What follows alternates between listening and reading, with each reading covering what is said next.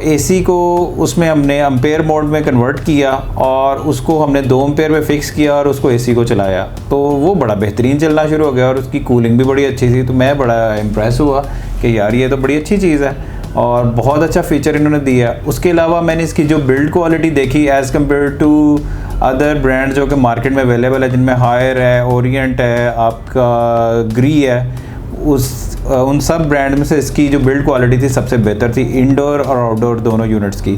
बहरहाल वो एसी चलता रहा, मैंने उसको पूरा 1 हफ़्ता टेस्ट किया। उसके बाद मैंने अपने ऑफिस में जितने भी एसी से सारे TCL के साथ कन्वर्ट कर लिए। जी वो अस्सलाम वालेकुम नाज़रीन, मेरा नाम है नदीम जाफ़र और आप देख रहे हैं एनर्जी टॉक्स। आज की हमारी डिस्कशन है एसी के बारे में कि सोलर सिस्टम के साथ सबसे अच्छा इन्वर्टर एसी कौन सा है जो कम पावर पर चलता है और रात के टाइम पे जब सोलर अवेलेबल नहीं है या बैटरी बैकअप है तो उसके ऊपर भी लॉन्ग बैकअप आपको मिल जाए। अस्सलाम वालेकुम अलीफिक सर। वालेकुम सलाम नदीम साहब, कैसे हैं आप? जी मैं ठीक हूँ, शुक्र अल्लाह का। सर काइंडली बताइएगा, मार्केट में इस वक्त जो डोमिनेट कर रहे हैं एसीज़ वो तो ग्री हैं और पैनासोनिक है, जनरल है, बट कुछ नई कंपनीज़ भी हैं बड़ा शो ऑफ कर रही हैं मार्केट के अंदर, नए नए फीचर्स आ रहे हैं।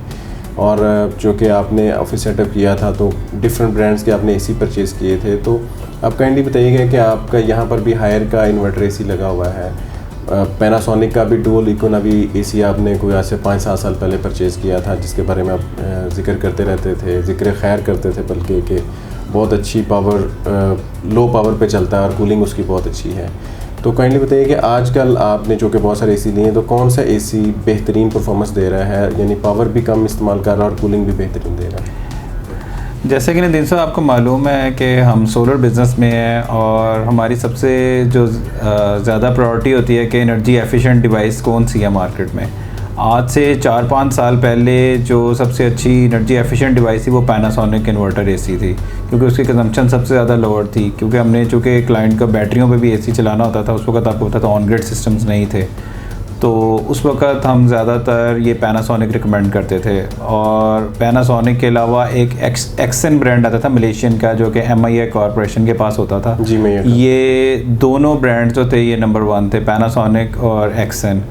उसके बाद क्या कहते हैं, हायर ने भी काफ़ी अच्छे फीचर्स के साथ एसी दिए जो कि UPS पे चलते थे, और ग्री ने भी क्या कहते हैं काफ़ी अच्छे फीचर्स के साथ एसी इंट्रोड्यूस किए।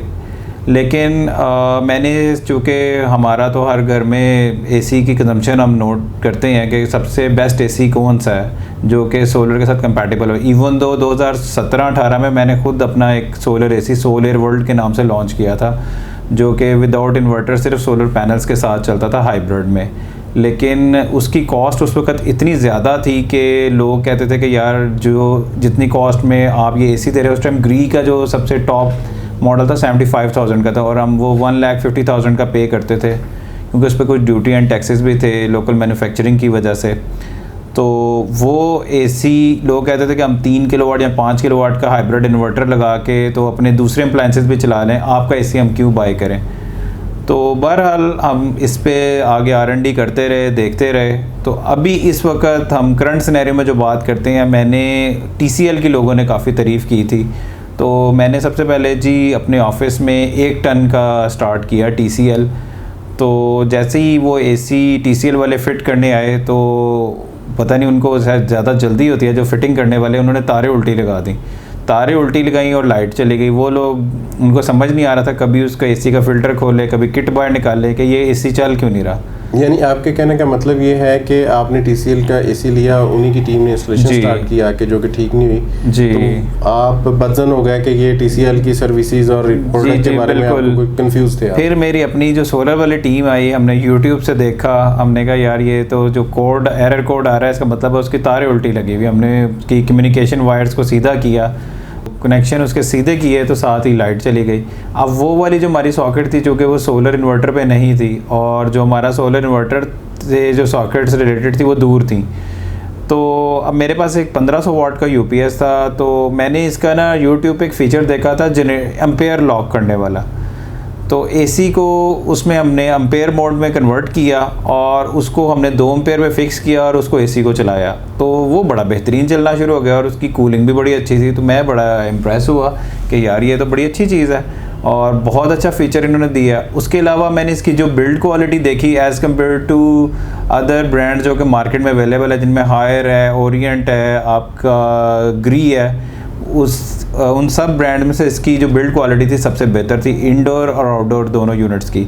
बहरहाल वो एसी चलता रहा, मैंने उसको पूरा 1 हफ़्ता टेस्ट किया। उसके बाद मैंने अपने ऑफिस में जितने भी एसी से सारे TCL के साथ कन्वर्ट कर लिए। काइंडली बताइएगा कि ये पिछले 10-15 दिन में आप TCL के कितने एसी बाय कर चुके हैं? 10 से 15 दिन में जी मेरे घर पे जो एसी था मैंने वो भी रिप्लेस कर लिया और आई थिंक मैं 5 से ज़्यादा एसी बाय कर चुका हूं। आप TCL के 5 एसी बाय कर चुके हैं? आपकी ये ज़रूरत भी थी, आपको TCL पसंद बहुत आ गया? नहीं, मुझे इसकी बेसिकली ये जो एम्पेयर लॉक करने वाला फीचर था ये मेरे लिए काफ़ी अट्रैक्टिव था, जिसकी वजह से मैंने ये एसी बाय की है। यानी कि आपको जो इसमें चीज़ पसंद आ रही है, एक तो आप एम्पेयर खुद कंट्रोल कर सकते हैं कि आपका एसी कितनी बिजली इस्तेमाल करे। बिल्कुल। नंबर 2, आप कह रहे हैं कि इसकी बिल्ड क्वालिटी बहुत अच्छी है। बिल्कुल। और नंबर 3, आप ये कह रहे हैं कि ये यूपीएस पे भी चल जाता है, यानी कि आपके ऑफिस में जो यूपीएस चल रहा था डेफिनेटली उसके ऊपर पंखे, लाइटें और बाकी लोड छोटा यूपीएस था, 1500 वाट का यूपीएस था और उस पे भी वो बेहतरीन चल रहा है, यानी कि उस पे बाकी लोड चल रहा था और एसी भी उसने साथ में चलाना शुरू कर दिया।